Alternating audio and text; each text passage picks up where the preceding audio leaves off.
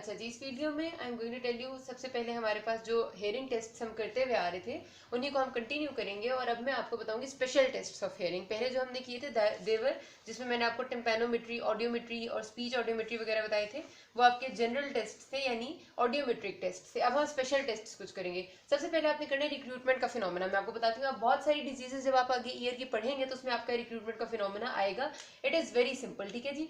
याद रखना कि ये जो मैं आपको तीनों टेस्ट बताऊंगी ना, ये आपकी जो इनकी बेस है वो है कि ये कॉकलियर को रिट्रोकॉकलियर लीजन से डिफरेंशिएट करते हैं, ठीक है जी। आपकी जो कॉकलियर लीजन होती है यानी कॉकलिया में जो मसला होगा, जो आपका होता है मीनियस डिजीज में आपने देखा कॉकलिया में एग्जैक्टली मसला होता है, या फिर आपका प्रेसबाइक्यूसिस यानी आपकी एज रिलेटेड जो चेंजेस आ रही होती हैं वो भी आपकी कॉकलिया को मसला करती हैं। लेकिन रिट्रोकॉकलियर लीजन तब आती है जब आपका कॉकलिया के पीछे किसी चीज में मसला होता है। इट मींस कि नर्व में कोई मसला है, ठीक है। तो ये आपके तीनों टेस्ट, जिसमें आपका रिक्रूटमेंट टेस्ट है, सिसी है and threshold tone decay test, ये तीनों आपके इसमें आपका हेल्प आउट करते हैं कि कॉकलिया को रिट्रोकॉकलिया से डिफरेंशिएट करें। सबसे पहले रिक्रूटमेंट टेस्ट। रिक्रूटमेंट टेस्ट में क्या होता है कि नॉर्मली एक पेशेंट है, ज़ाहिर है हेयरिंग लॉस का पेशेंट है, ठीक है, उसको किसी हद तक हेयरिंग लॉस है। उसको एक नॉर्मल साउंड यानी अगर नॉर्मल बंदे को 20 डेसिबल्स की साउंड सुनाई देती है, ठीक है, जो हमारा पेशेंट है उसे 20 डेसिबल्स की साउंड सुनाई नहीं देती, यानी उसे लो साउंड सुनाई नहीं दे रही, ठीक है।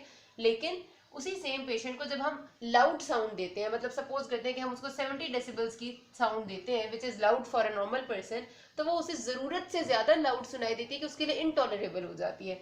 70 तो चलो ज्यादा लाउड हो जाए, सपोज हम कहते हैं 50 डेसिबल्स, ठीक है। 50 decibels is a loud sound for a normal person. लेकिन ऐसे पेशेंट को जो हमारे पास हेयरिंग लॉस का होगा, अगर उसको हम लाउड साउंड दें और लाउड साउंड उससे जरूरत से ज्यादा लाउड यानी इनटॉलरेबल लगने लगे, वो बर्दाश्त ना कर पड़े, इतनी ऊंची लगे, तो उसको हम कहते हैं कि this is the phenomena of recruitment, ठीक है। और ये किस लिए कब होता है? ये कॉकलियर लीजन में होता है, कभी भी रिट्रोकॉकलियर में नहीं होता। और कॉकलियर में आपकी मीनियस डिजीज, प्रेसबाइक्यूसिस वगैरह आती है जिसमें होता है। अब इसकी रीजन क्या, ऐसा क्यों हो रहा है? एक्चुअली आपको पता है कि हमारे पास जब कॉकलिया में मसला है, तो आपको पता है ये जो हमारा कॉकलिया है ऐसे करके जो टर्न्स है, जिसमें इसको हम सारा का सारा, जब इसका अंदर का स्ट्रक्चर बताया था हमने, तो हमने देखा था कि इसमें इनर हेयर सेल्स थे और आउटर हेयर सेल्स थे, ऐसे ही है। जिनमें से इनर हेयर सेल्स जो है वो आपकी जब मूव करते हैं किसी साउंड के आने की वजह से, तो तभी आपकी आगे साउंड ट्रांसमिशन होती है इनटू द नर्व। अब क्या हुआ है कि हमारा कॉकलियर लीजन है, सपोज करते हैं मेनियस डिजीज है। मेनियस डिजीज में एंडोलिम्फेटिक हाइड्रोप्स हुआ होता है, एंडोलिम्फ बहुत ज्यादा हुआ हुआ होता है।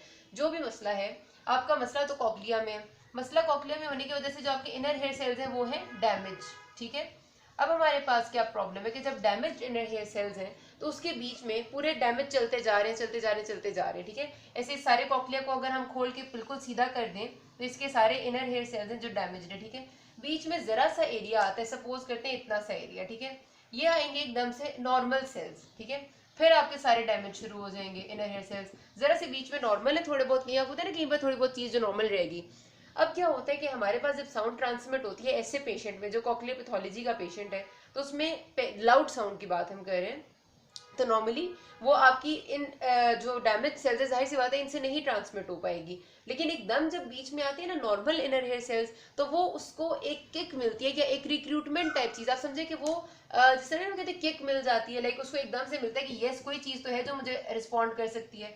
तो वो जब इन इनर हेयर सेल्स की वजह से जो नॉर्मल है, जो between the abnormal cells present है, रिस्पॉन्स आता है ना, तो वो हाइपर एक्यूट रिस्पॉन्स आ जाता है। और हाइपर एक्यूट रिस्पॉन्स की वजह से हमें जो साउंड सुनाई देती है वो जरूरत से ज्यादा ऊंची होती है, ठीक है। तो this is the basis of recruitment phenomena. आपके लिए इतना याद रखना बस जरूरी है कि ये होता क्या, जैसे मैंने आपको बता दिया कि नॉर्मल बंदा जिसको लो साउंड सुनाई नहीं दे रही, उसे ऊंची आवाज जरूरत से ज्यादा ऊंची सुनाई देगी, और रीजन उसकी ये नॉर्मल इनर हेयर सेल्स का पैच होता है, और ये कॉकलियर पैथोलॉजी में होता है। अब हमारे पास ये एक टेस्ट होता है alternate binaural loudness balance test. ये टेस्ट जो है ना आपका चेक करने के लिए होता है एक किसी कान में, अगर आपने वन साइडेड या एक कान है इसमें आपने रिक्रूटमेंट फिनोमेना चेक करना है, तो आप ये टेस्ट अप्लाई करते हैं।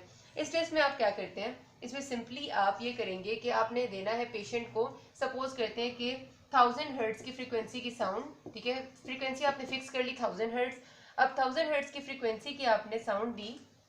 एक पहले आपने राइट कान, सपोज करते हैं पेशेंट का ये राइट कान है और ये है उसका लेफ्ट कान, और पेशेंट हमारे का लेफ्ट कान जो है वो नॉर्मल है और राइट कान डिजीज है, ठीक है जी। 1000 हर्ट्ज की फ्रीक्वेंसी हमने ले ली। अब ये जाहिर सी बात है कि पेशेंट का एक कान डिजीज है, तो उस पर कोई नॉर्मल आवाज तो सुनाई नहीं देती होगी। तो सपोज करते हैं कि हमारे पेशेंट को 40 डेसिबल से ऊपर की आवाज सुनाई देती है, ठीक है जी। 40 डेसिबल से ऊपर की आवाज जब हमारे पेशेंट को सुनाई देती है तो व्हाट हैपेंस कि हम उससे 20 डेसिबल्स और, तो अगर 40 डेसिबल से ऊपर की आवाज़ हमारे पेशेंट के जो डिजीज ईयर में उसमें सुनाई देती है तो हमने क्या करना है कि जो भी, तो ऐसे पेशेंट का जो हेयरिंग थ्रेशोल्ड है ना वो 40 डेसिबल्स होता है, ठीक है। जिसको 40 डेसिबल से ऊपर की आवाज़ सुनाई दे रही है तो मतलब उसको मिनिमम आवाज़ 40 की सुनाई देती है तो उसका हेयरिंग थ्रेशोल्ड इज 40, ठीक है। अब हमने क्या करना है, जो भी पेशेंट का हेयरिंग थ्रेशोल्ड है ना उससे 20 डेसिबल्स हमने ऊपर जाना है, ठीक है जी। 20 डेसिबल्स उससे ऊपर की साउंड पहले हम इस कान में देंगे फिर इस कान में। अब इस कान का हेयरिंग थ्रेशोल्ड जो नॉर्मल है वो डिफरेंट है, तो अब इसके हिसाब से जो हेयरिंग थ्रेशोल्ड है उसके हिसाब से उससे 20 डेसिबल्स ऊपर, और इसका जो हेयरिंग थ्रेशोल्ड है उसके हिसाब से 20 डेसिबल्स ऊपर।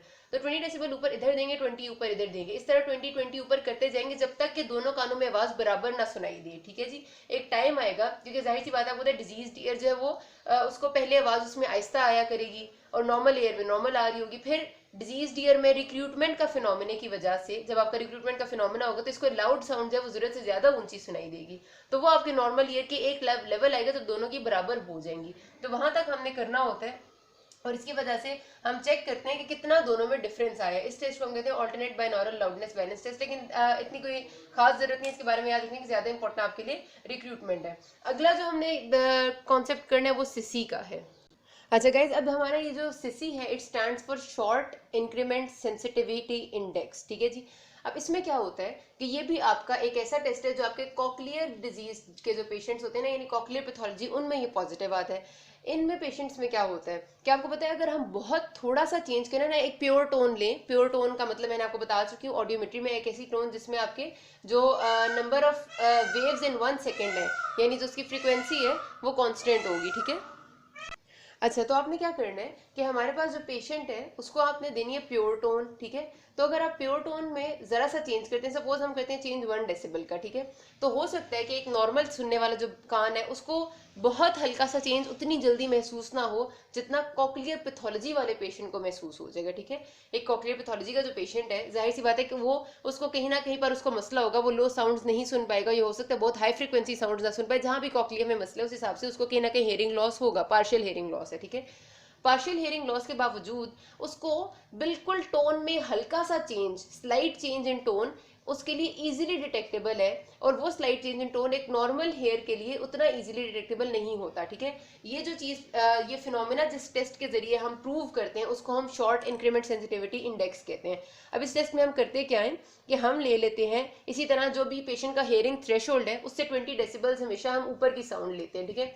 20 डेसिबल्स ऊपर की साउंड लेंगे पेशेंट की हेयरिंग थ्रेशोल्ड से, और वो हम क्या करेंगे कि सबसे पहले 2 मिनट के लिए हम वो पेशेंट के कान में इंस्टिल करेंगे, ठीक है, 2 मिनट के लिए। 2 मिनट के बाद, पहले 2 मिनट सस्टेन रखी होगी, ठीक है, 2 मिनट के बाद हम उसका 1 डेसिबल उसमें इंक्रीज करेंगे, ठीक है, और फिर 5 सेकंड, हर 5 सेकंड बाद 1 डेसिबल इंक्रीज करेंगे, फिर 5 सेकंड बाद 1 डेसिबल इंक्रीज करेंगे। इस तरह हमने वो साउंड उसके मुसलसल कान में देते जानी है। ये जो छोटे छोटे इंक्रीज इन साउंड्स है ना, इन्हें ब्लिप्स कहते हैं। ये ब्लिप्स एक कॉक्लियर पैथोलॉजी वाला जो पेशेंट है वो बहुत इजीली और बहुत प्रोमिनेंटली डिटेक्ट कर लेगा, ठीक है। जब वो डिटेक्ट कर लेगा, अगर वो बहुत आराम से डिटेक्ट करे, उसे ये चेंज बहुत बड़ा चेंज महसूस हो रहा है, तो हमें पता चल जाता है कि this is a patient having cochlear pathology, ठीक है जी। तो उसको हम कहते हैं कि इसमें जो सिसी है वो 70 to 100% पॉजिटिव आया है, ठीक है जी। तो ये आपके 2 टेस्ट से बहुत इंपॉर्टेंट है, आपके हेयरिंग टेस्ट से रिलेटेड। फिर आपका तीसरा होता है threshold tone decay test. Okay guys, अब आपका जो तीसरा स्पेशल टेस्ट ऑफ हियरिंग है उसमें आपका थ्रेशोल्ड टोन डिके टेस्ट है। बहुत ही सिंपल सा टेस्ट है, नाम से ही पता चल रहा है, क्योंकि टोन डिके से मुराद है कि कहीं ना कहीं साउंड में कोई डिक्रीज आ रहा है, यानी उसके जो आपका नॉर्मल हियरिंग है उसमें कोई प्रॉब्लम आ रही है। अब क्या होता है, एक बंदा जो नॉर्मल सुन सकता है, अगर हम उसे एक प्योर टोन देंगे, मतलब एक आवाज उसके कान में हम मुसलसल डालते हैं, तो वो 60 सेकेंड्स तक उस आवाज को बिल्कुल ठीक ठाक सुनता है। उसके बाद वो उससे, मतलब कहते हैं हम, एडेप्टेशन हो जाती है, हमारी चीजें अडेप्ट कर जाती है। उसी तरह वो पेशेंट उसके बाद, ये नॉर्मल पर्सन अडेप्ट कर जाते हैं और नहीं सुनते। आप सपोज सिंपल सी एग्जांपल लें कि आपकी घर में आप बैठे हुए हैं और आपकी गली में आ रहा है एक आइसक्रीम वाला, चलो सिंपल सी, उसका इजहार है, एक म्यूजिक लगा होता है उसके पीछे, जो आइसक्रीम के वेंडर्स होते हैं उन्होंने एक बैकग्राउंड म्यूजिक अपनी उस पर लगाया होता है। जब आपके कान में एकदम आवाज पड़ती है तो आप उसको सुनते हैं, ठीक है, आपके फौरन डिटेक्ट होती है। 60 सेकेंड्स तक वो आपके कानों में उसी तरह पर आती रहती है, लेकिन उसके बाद आप भूल पड़ जाती है या आपको बेध्यानी हो जाती है, फिर आप मुसलसल उसको नहीं सुनते रहते। अगर आप इंटेंशनली चाहेंगे तो आप सुनेंगे, वरना आपको भूल पड़ जाएगी और आपके ध्यान में वो आवाज नहीं आएगी। ये एक नॉर्मल बंदे की बात होती है कि वो 60 सेकेंड्स तक सुनते हैं, उसके बाद नर्व फटीग हो जाती है। लेकिन जो पेशेंट्स होते हैं रिट्रोकॉक्लियर पैथोलॉजी के, ठीक है, अब आपको होता है कि retrocochlear pathology mean something in the nerve, mainly nerve में प्रॉब्लम होती है, काउस्टिक न्यूरोमा है, कोई ट्यूमर है, व्हाटएवर इट इज, तो उन पेशेंट्स में आप अगर प्योर टोन देते हैं तो वो 60 सेकंड्स तक भी नहीं सुन पाते, बल्कि उससे पहले ही लाइक सपोज 40 सेकंड्स पे या उससे किसी भी पहले लेवल पे उनकी वो टोन आना खत्म हो जाती है, ठीक है। तो ऐसे पेशेंट्स को हमें पता चल जाता है कि जिनकी टोन जो है वो जल्दी डिके हो जाए, जिनका थ्रेशोल्ड 60 सेकंड्स भी ना हो सके, 40 सेकंड्स हो जाए, तो उसको हम कहते हैं कि they are the patients of retrocochlear pathology, ठीक है। अच्छा, फिर हम करते क्या है कि हम यहीं पर कहानी खत्म नहीं कर देते, टेस्ट हम इस तरह से करते हैं कि हम सपोज करते हैं कि हम 4000 हर्ट्ज की फ्रीक्वेंसी को मेंटेन रखते हैं, ठीक है, मतलब ये हमने चुन ली 4000 हर्ट्ज की फ्रीक्वेंसी। उसके बाद जो भी उनका थ्रेशोल्ड ऑफ हेयरिंग है उससे 5 डेसिबल्स ऊपर की साउंड हम उनके कान में 60 सेकंड्स के लिए देते हैं, ठीक है जी। सपोज वो 60 सेकंड्स तक उन्हें नहीं सुन पाए, उसके बाद हम 5 डेसिबल्स इंक्रीज करते हैं, 10 की दे देते हैं, वो भी नहीं, वो 60 सेकंड्स तक सुन पाए, और हम तब तक 5 डेसिबल्स इंक्रीज करते रहते हैं जब तक कोई ऐसा डेसिबल रीच ना हो जाए जिसपे वो पूरे 60 सेकंड्स तक आवाज सुन ले। सपोज करते हैं कि मेरा एक पेशेंट था जिसको मैंने 5 से देना शुरू किया, शुरू में वो नहीं सुन सका, लेकिन जब वो पहुंचा 50 डेसिबल्स पे तो उसने 50 डेसिबल्स की आवाज 60 सेकंड्स तक सुन ली, ठीक है। तो इसका मतलब ये कि इससे पिछले जितने डेसिबल्स थे वो उसका डिके था, तो वो सारे के सारे डेसिबल्स हम टोटल करेंगे तो हमें पता चल जाएगा कि इस पेशेंट में जो डिके आया है 0 से लेकर 50 तक, तो मतलब ये कि इसमें 50 डेसिबल्स का डिके है, ठीक है। 25 डेसिबल्स से जब भी ऊपर का डिके होता है ना तो वो आपका डायग्नोस्टिक होता है या फिर कंफर्मेटरी होता है फॉर रिट्रोकॉक्लियर लीजन। लेकिन अगर 25 डेसिबल से कम का होगा तो फिर हम उसको कंफर्मेटरी नहीं कहते, क्योंकि वो किसी और छोटी मोटी रीजन की वजह से भी हो सकता है। और कोई कोई पेशेंट्स ऐसे भी होते हैं कि जिनमें आप पूरा अपना हद से ज्यादा ऊंचे तक डेसिबल्स ले जाते हैं, लाइक 100 डेसिबल्स तक आप चले जाते हैं, लेकिन उन पेशेंट में स्टिल आवाज नहीं सुनाई देती, ठीक है। अगर ऐसा कोई पेशेंट होगा तब भी वो 60 सेकंड्स तक आवाज नहीं सुन पाते तो फिर हम उनको छोड़ देते हैं, फिर इसका मतलब होता है कि उनमें सिवियर किस्म का रिट्रोकॉक्लियर लॉस है, ठीक है। तो ये आपके 3 इंपॉर्टेंट टेस्ट थे। अपना इवोक्ड जो ऑडियो मटेरियल मैं अगली वीडियो में कराती हूँ, अभी तक कोई मसला हो you can ask me. Thank you.